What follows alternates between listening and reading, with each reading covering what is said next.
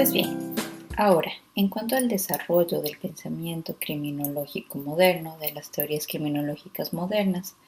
desde sus inicios la criminología, como disciplina científica, ha buscado responder a la pregunta de por qué algunas personas cometen delitos. Y esta pregunta en realidad se ha contestado desde formas muy diversas a lo largo de los años, a veces buscando respuestas en las características de los individuos, otras veces en las características de las sociedades o incluso cuestionando la propia definición de delito. Sin embargo, existen tres teorías que han sido, sin duda, las teorías más influyentes en la materia y a partir de las cuales se han desarrollado muchas otras explicaciones de manera más reciente y también muchas críticas frente a algunos de sus postulados. De todas maneras, la influencia de estas tres teorías es innegable en el campo de la criminología.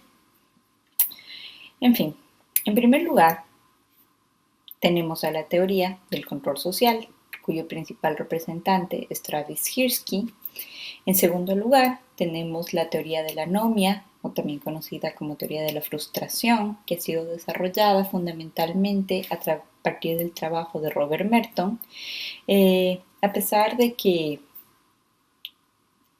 existe un trabajo más reciente de autores como Robert Agnew, que le han dado un enfoque más hacia el análisis micro, más enfocado en el individuo. Como se puede observar en el enfoque dado en la nueva teoría general de la frustración. Y finalmente, en tercer lugar, tenemos a la teoría de la asociación diferencial, originalmente propuesta por Edwin Sutherland y reconstruida por Ronald Akers como teoría del aprendizaje social. Estas tres teorías, la teoría del control social, teoría de la anomia y la teoría de la asociación diferenciada, a pesar de que presentan algunos postulados contradictorios o que presentan también algunas similitudes, algunas diferencias, pues en todo caso han sido fuertemente influenciadas por la teoría de la desorganización social, que fue desarrollada por diferentes pensadores, sobre todo sociólogos, que formaron parte de la Escuela de Chicago. Así que aquí es importante mencionar que cuando me refiero a la Escuela de Chicago, quiero aquí hacer un paréntesis, estoy refiriendo a la Escuela de la Sociología, a la Escuela Sociológica de Chicago, no a la Escuela Económica de Chicago, la cual ha estado muy vinculada al desarrollo y a la implementación de políticas de corte neoliberal en América Latina. No me estoy refiriendo exclusivamente, no me estoy refiriendo a esta escuela económica. En este caso estoy hablando exclusivamente de las explicaciones sociológicas que se han desarrollado desde la Escuela de Chicago respecto al fenómeno del delito. En fin,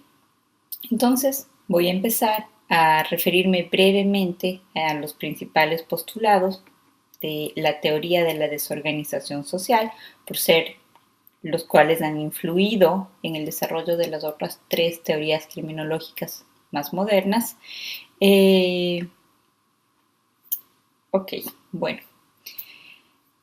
La Escuela de Chicago. Esta escuela, parte de la Universidad de Chicago, agrupó en la década de los años 20 y de los años 30 del siglo pasado a un importante número de sociólogos, quienes, influidos o inspirados por el trabajo de Frederick Trasher, empezaron a examinar el problema del delito en el contexto de la sociedad norteamericana. En su trabajo, Frederick Trasher utiliza un análisis de campo intensivo, muy cercano a la realidad empírica, es decir, que a través de observaciones participantes y de entrevistas realizadas en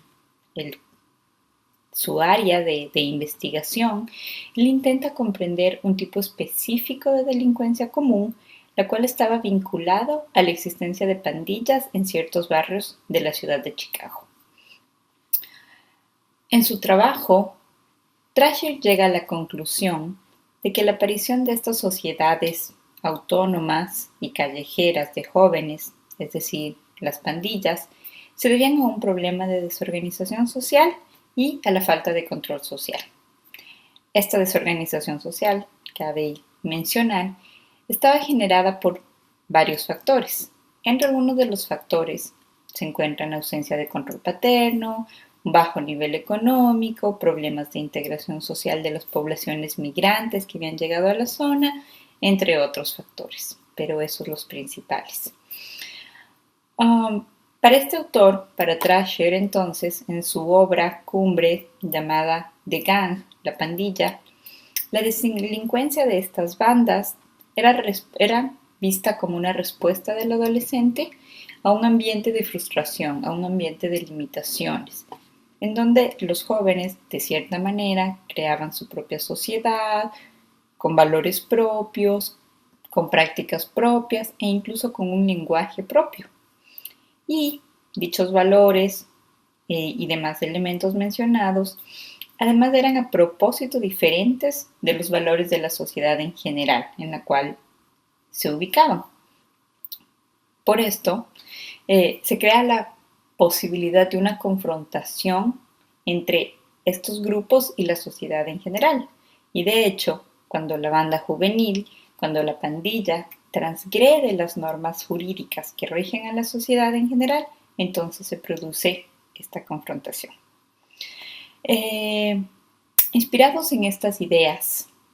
otros pensadores que formaron también parte de la Escuela de Chicago, especialmente Shaw y McKay, decidieron proseguir con el análisis del fenómeno delictivo. Así, a principios de la década de los 40, 20 años más tarde, los sociólogos Clifford Shaw y Henry McKay realizan una investigación sobre el comportamiento delictivo, de nuevo en la ciudad de Chicago, y de hecho el resultado de su trabajo es lo que ahora conocemos como la teoría de la desorganización social. Pues bien, para Shaw y McKay, la desorganización social, que es un fenómeno más bien urbano, por lo tanto se encontraba ligado al desarrollo de la ciudad como resultado de la creciente industrialización,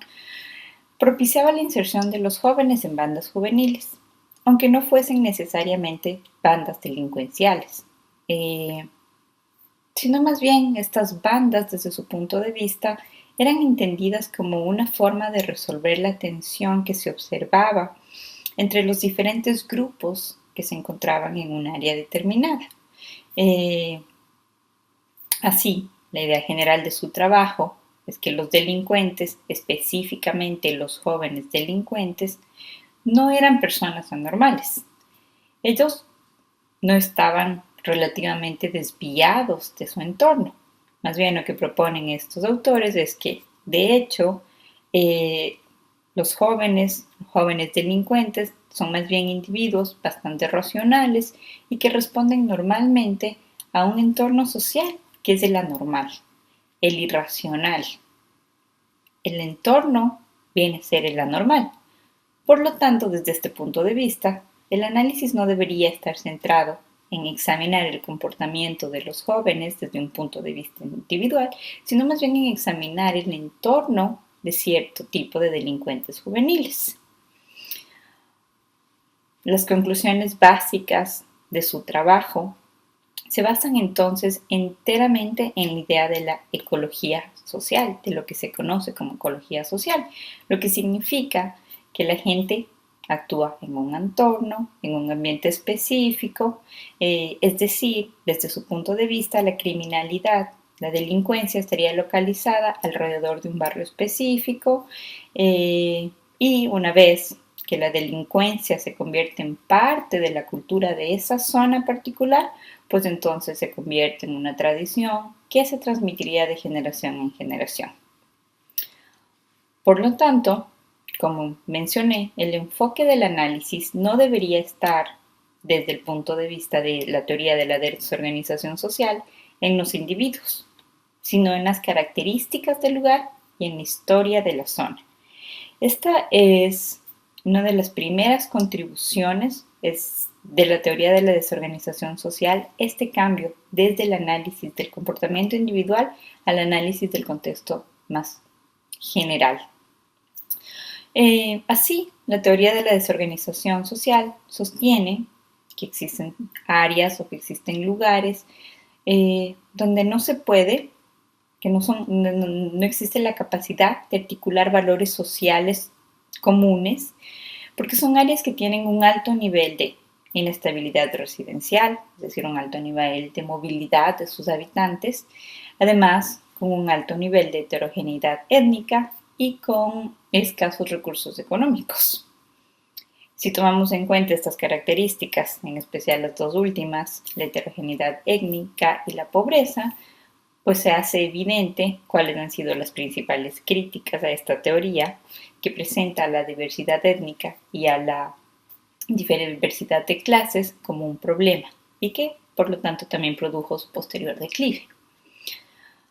De todas maneras, es importante mencionar que los autores de la Escuela de Chicago no relacionaban de manera directa el origen étnico ni la pobreza con el delito,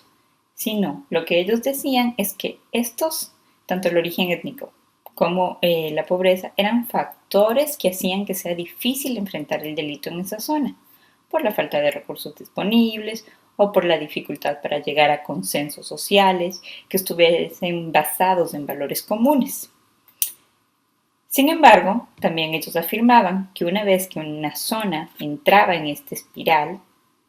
pues no había marcha atrás, se volvía un área anormal, con una cultura anormal, donde los jóvenes delincuentes actuaban normalmente, de una manera racional, pero en el marco de una sociedad irracional. Por lo tanto, su comportamiento se volvía también irracional para el resto de la sociedad, para la sociedad en general. Esta idea de la existencia de una cultura del delito que se reproduce de generación en generación ha sido ampliamente criticada, sobre todo porque puede dar paso a la generación de políticas y de acciones discriminatorias que a su vez podrían generar. De todas maneras, sin duda, la Escuela de Chicago tuvo y ha tenido una influencia significativa en el desarrollo de las teorías criminológicas modernas, a las cuales voy a referirme en este momento. Pues bien,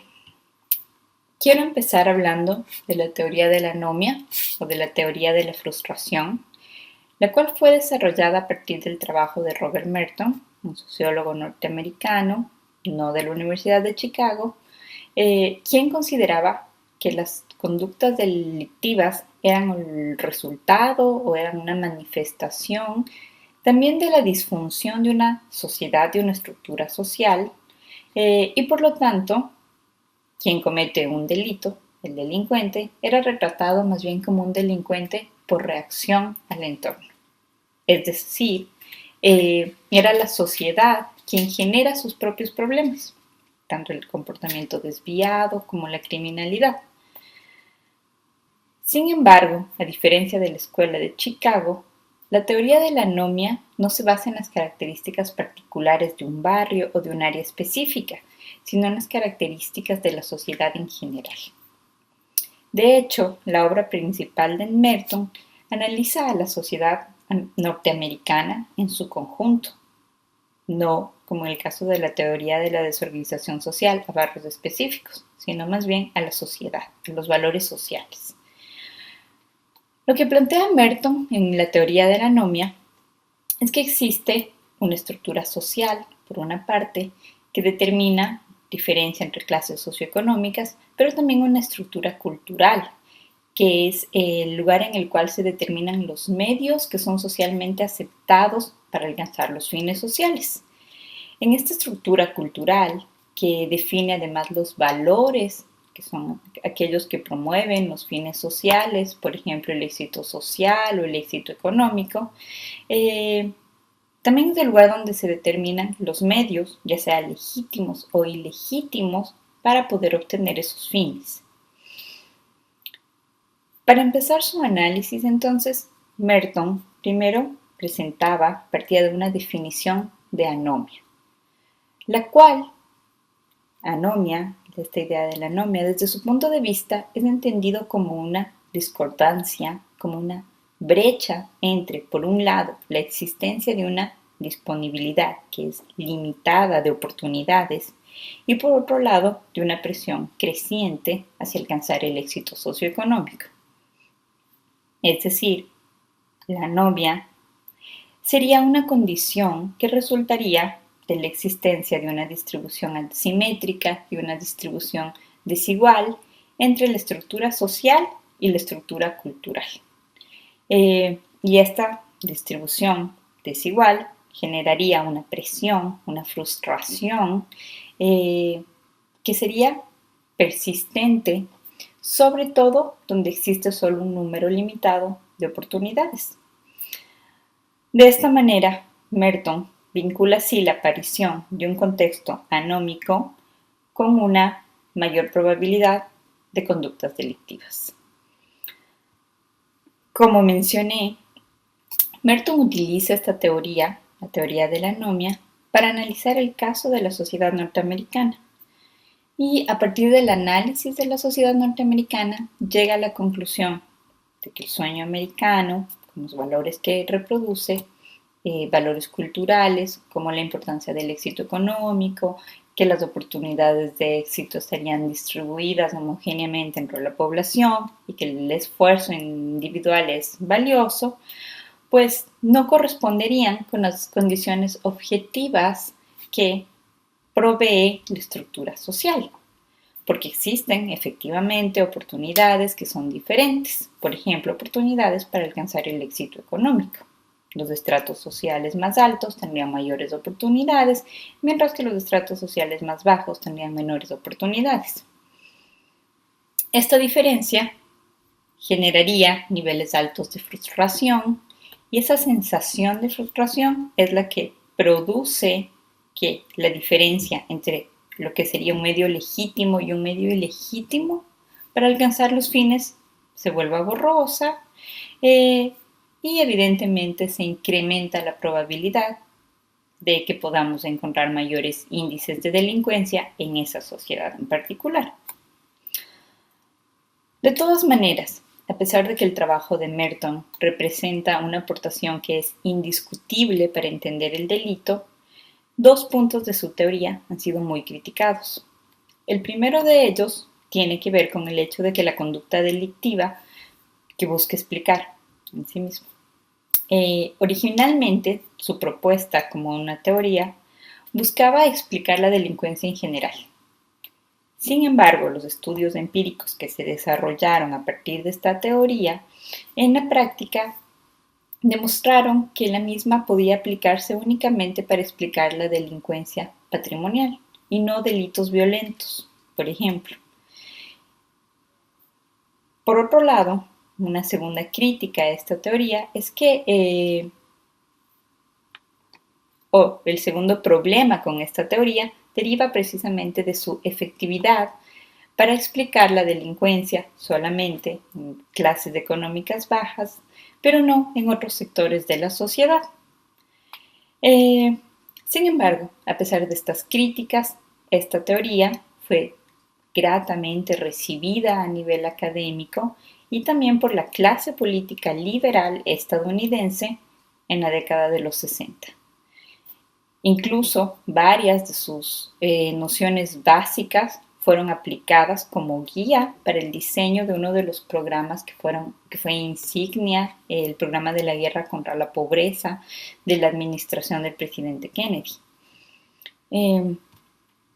Pero, a pesar de su extensa influencia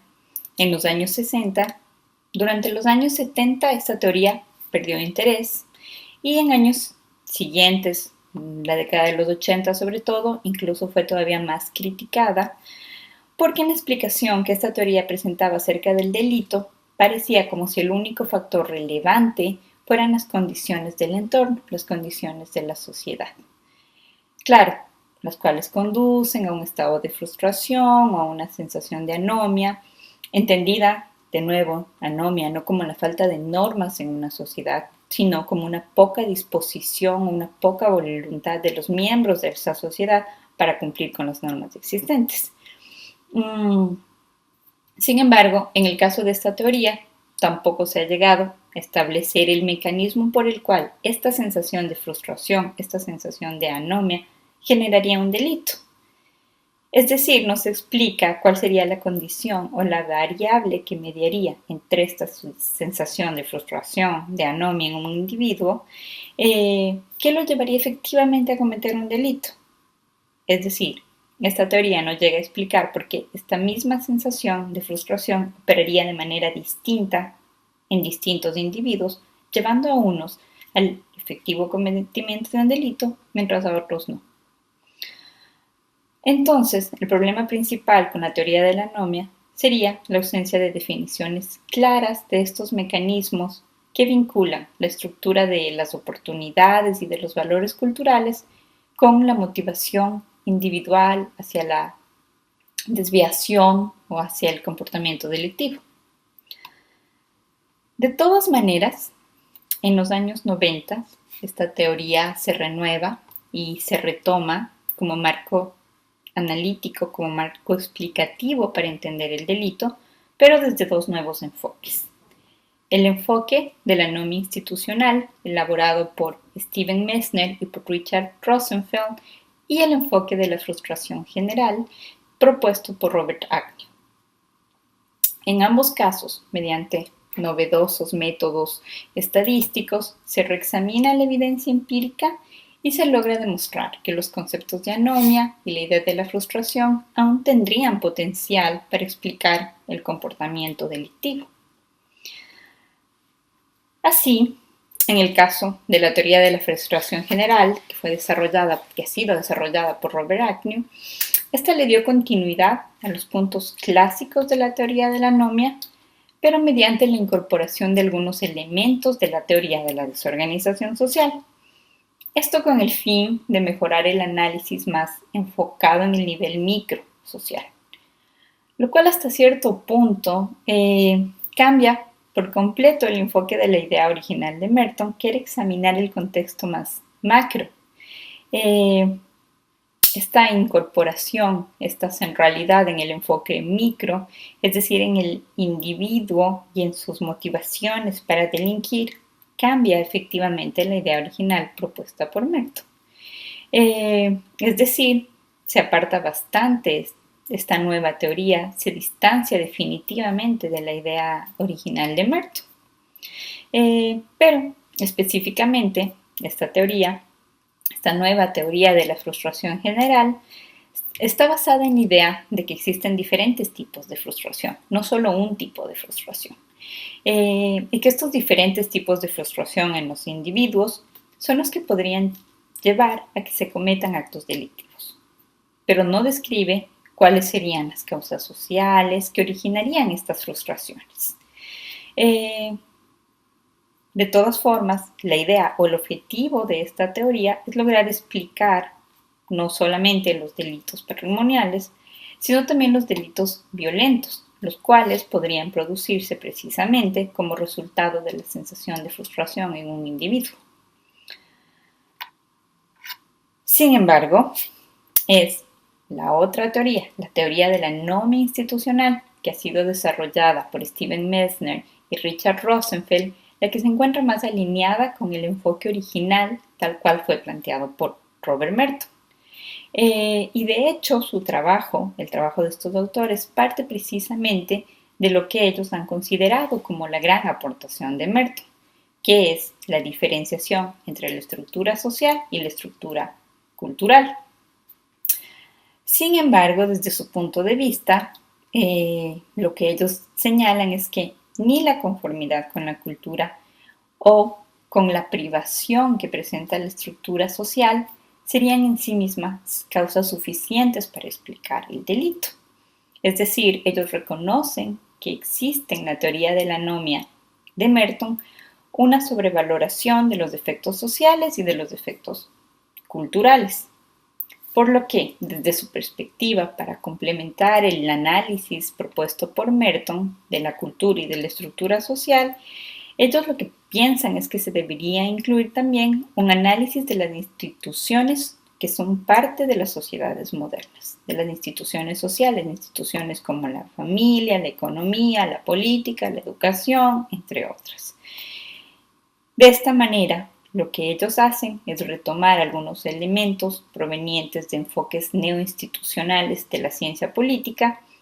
y los incluyen en el análisis de estos efectos causados por las instituciones sociales que generarían o que podrían generar una variación en los delitos. Básicamente proponen que los valores culturales y los ideales del sueño americano, para retomar el trabajo de Merton, no solamente estarían distribuidos a través de la estructura cultural, sino que también se los encontraría en la configuración de las instituciones. Como mencioné, en la configuración de las instituciones sociales, de la familia, de la educación, de la política, religión y demás instituciones sociales. Y cuando el balance institucional, el balance de poder, gira hacia una cultura donde se beneficia y se valora el éxito económico, es decir, donde las instituciones económicas impondrían su racionalidad en las otras, en el resto de instituciones sociales, pues entonces estas instituciones comienzan a cambiar su rol, comienzan a reducir sus funciones normales de protección para favorecer más bien una cultura del éxito económico. Claro que al mismo tiempo es necesario que exista lo que Merton ya señalaba también, una estructura cultural en la que la configuración de estas instituciones sociales sería la base para la aparición de un contexto anómico que facilitaría o donde probablemente se observaría más probablemente la emergencia de conductas delictivas. Para resumir, la teoría de la anomia institucional lo que propone es que la relación entre pobreza y delito patrimonial estaría más bien condicionada por la influencia o por el poder que tengan las instituciones religiosas, políticas, familiares, de educación, para generar mecanismos de prevención o de control del comportamiento delictivo. Quiero terminar entonces mencionando que la teoría de la anomia, tal cual fue propuesta por Merton, fue muy utilizada en los años 60 para analizar sobre todo delitos patrimoniales y para diseñar intervenciones específicas de política social orientadas hacia la reducción de la pobreza. Y a partir de esta teoría, en los años 90, se han desarrollado dos nuevas teorías: la teoría de la frustración general, que busca dar una explicación más amplia del delito, enfocada en las motivaciones individuales y no solamente en el contexto, y por otro lado la teoría de la anomia institucional, que retoma las ideas de Merton e incluye en el análisis un examen de las instituciones sociales como la economía, la familia, la educación, la política y sobre todo un análisis del balance de poder entre estas instituciones como un factor adicional también para explicar otra vez delitos patrimoniales. Bueno, paso ahora entonces a explicar la segunda teoría criminológica moderna, la teoría del control social.